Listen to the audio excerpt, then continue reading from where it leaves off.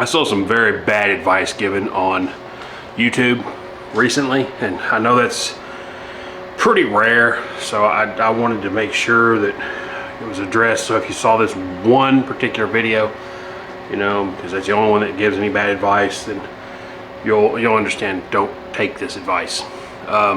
Get this rear end back in this truck, get Tetanus where it can roll around. I've got some other items I got to get built, and then right now the entire shop is taken up by Tetanus. So guys, let's go to the shop and get this.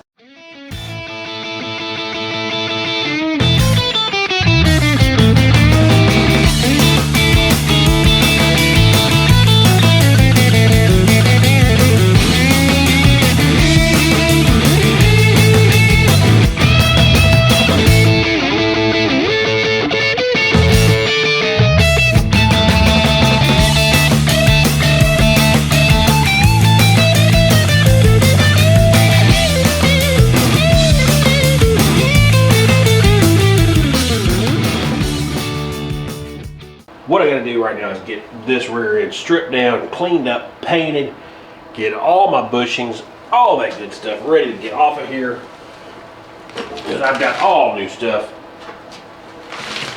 that hopefully will make this truck a pleasure on the road. Right now I want to get these control arms off. They're not horrible, they could be better. The control arms, buying all new control arms, which puts all new bushings in it, was just over $100. $100 for the adjustable trailing arm, and it's in pretty rough shape. So it makes sense to do that one. But let's tear this thing down.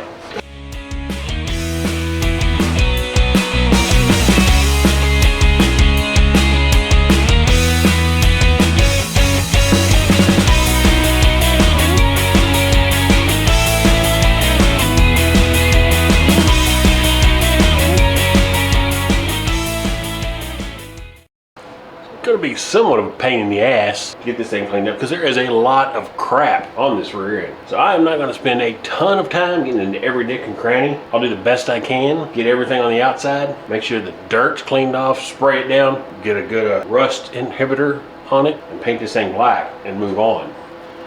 All right, let me roll this thing forward, see if we can get the other big bolts out of it.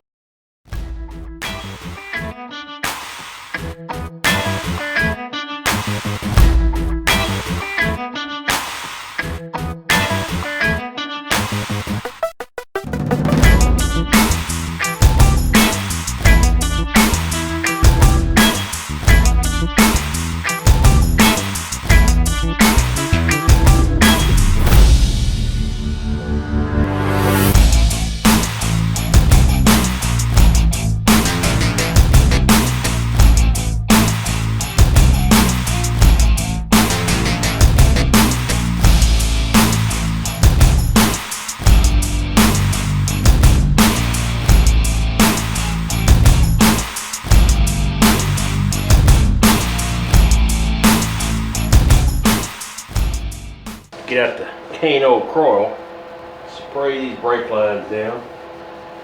Anything else I think I might take loose, I'm gonna give a little squirt. Go see about some lunch maybe. Heat up a bit because cold weather sucks if I haven't mentioned that before. And I'll be back to the shop. Finally I warmed it up enough I can stand to be in the shop.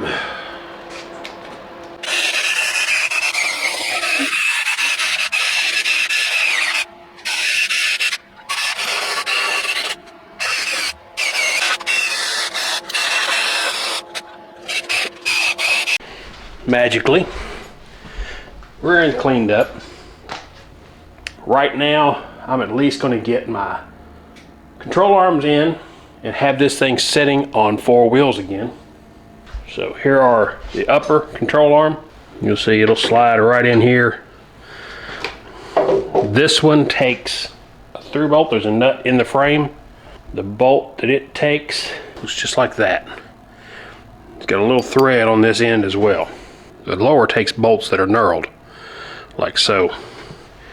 And they'll go right down here. I've got the other side in already. You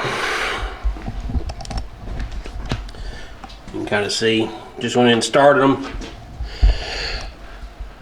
as you all know, I'm a firm believer in, I like to put everything together, get all the bolts in it, then start torquing everything down. So these things torque pretty high. I think they're torquing like, I'm not going to say, I'm going to look it up, but I'll give you the correct torque values for all of these when it's time to torque them down. One more thing I'm replacing that I think a lot of people forget about are these bushings. They tend to wear through. Not a huge deal, but that can also be a notorious rattle because it'll go right through and start rattling on the rear end. I like to go ahead and replace those as well. 10 bucks. All 4 control arms are hooked up. Then I'll still have to put on the trailing arm or the track bar, whatever you're gonna call it. So right now you can see the springs falling off. Fucker. I'm gonna go ahead and lift this thing up, at least where the springs are on it. Go ahead and set on its weight so that, you know, the springs are sitting there. One thing I don't like about lowering springs is I've always felt like if the suspension completely unloads, they can fall out, they can dislodge because they're not held quite as well. What I need is a lowered shock or something to stop that travel. Not a big fan of what I have right now. Before I start driving it, that'll change, and I'll go over what I do when I do that. Let's go ahead and lift this thing a little bit.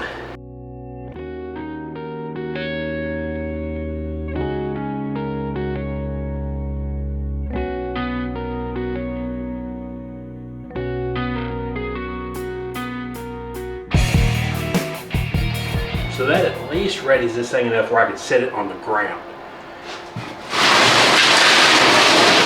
Oh, jack stands.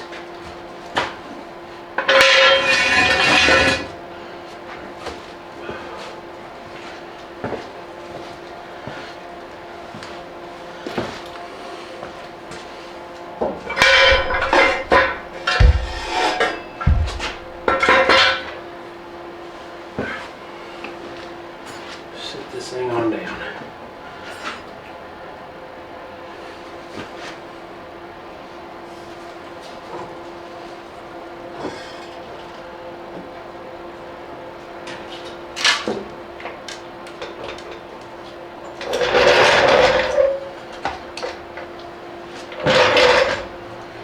So far down you forget how low this thing is. Let's see if the track bar goes up in there good.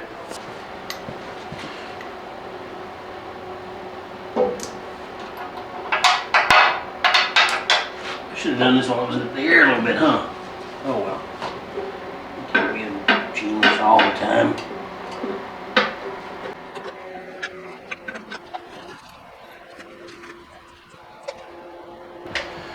So that's the wild part, is this thing needs to be pushed that way. So one of the reasons I got the adjustable is because I really want to be able to line this thing up perfectly.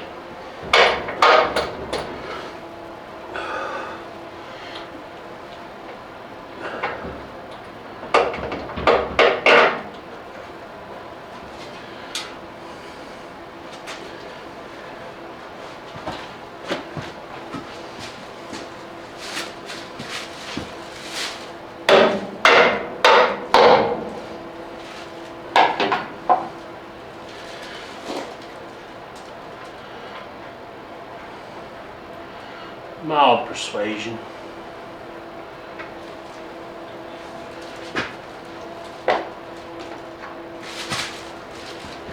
Can't persuade the wrong size nut on though, no matter how hard you try. Alright.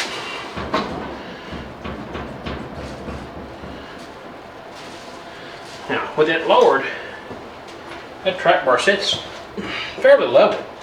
By the time I get the bed and everything, it should be right there.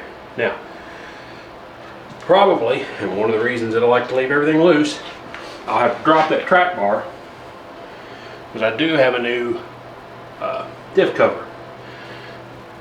That will be here along with my brakes next weekend. But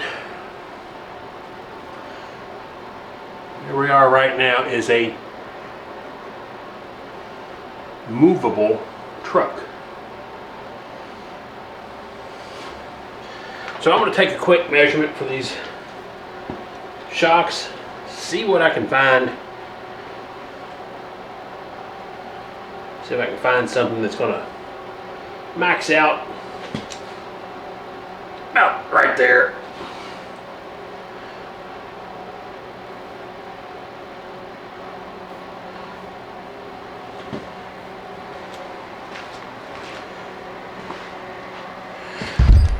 And guys, I really appreciate subscriptions. Hit those notification bell. It really helps out. So this rear suspension, the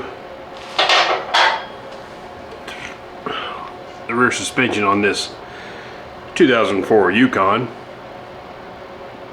1950 GMC, rusting away carcass on a different, whatever it is. It's 2004 Yukon chassis. So let's talk about that. I saw some very bad advice given on YouTube recently, and I know that's pretty rare, so I wanted to make sure that it was addressed. So if you saw this one particular video, you know, because that's the only one that gives any bad advice, then you'll understand. Don't take this advice. It's important to understand why we have torque specs. So please take this advice as it is. I'm just a guy giving you some things that I've learned over the years about torque spec. Torque spec is there for a reason. Generally, properly torqued fastener will remain tight as it should. An under torqued fastener will loosen. An over torqued fastener will loosen. I know that sounds crazy, but it's absolutely true. Over torquing is not, you know, if a little torque is good, a whole lot's better is not always right. Because righty-tighty can quickly go to righty-loosey, and you might not even know it happened. So please, listen to the torque spec. Read them, understand them, and follow them. Anyway, this guy gives the torque spec of the control arms on the 2004-ish Yukon. And he makes the comment, that is way too tight. I'm only going to tighten them to 90. Well, he screwed up. And here's why. When you tighten these bushings, they have a bushing between them, right? They're a rubber bushing with a steel insert in them. And you want to squeeze that insert. That bushing is meant to be rubber, not for this, but actual torsion force.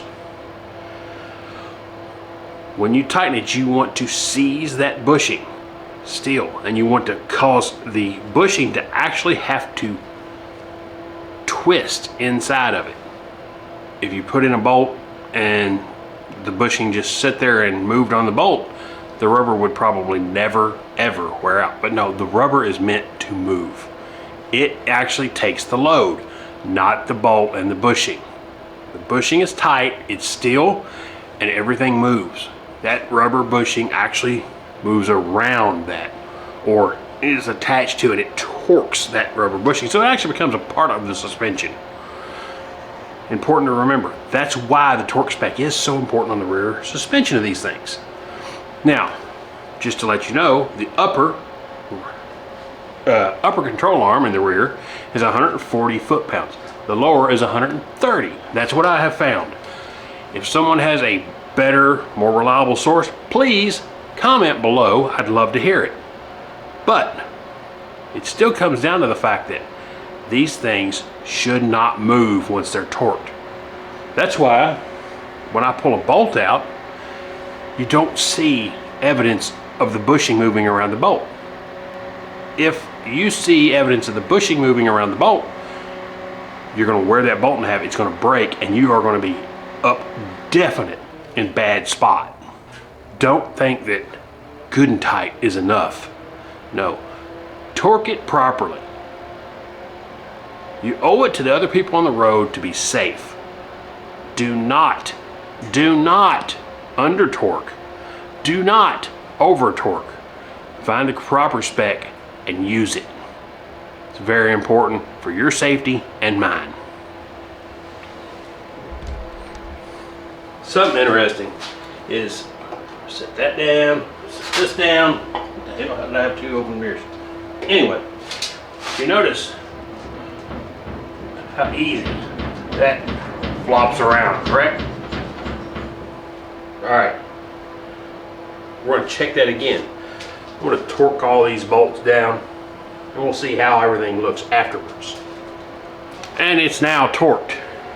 Upper 140, lower 130. I have not torqued the panhard, track bar, whatever you want to call it.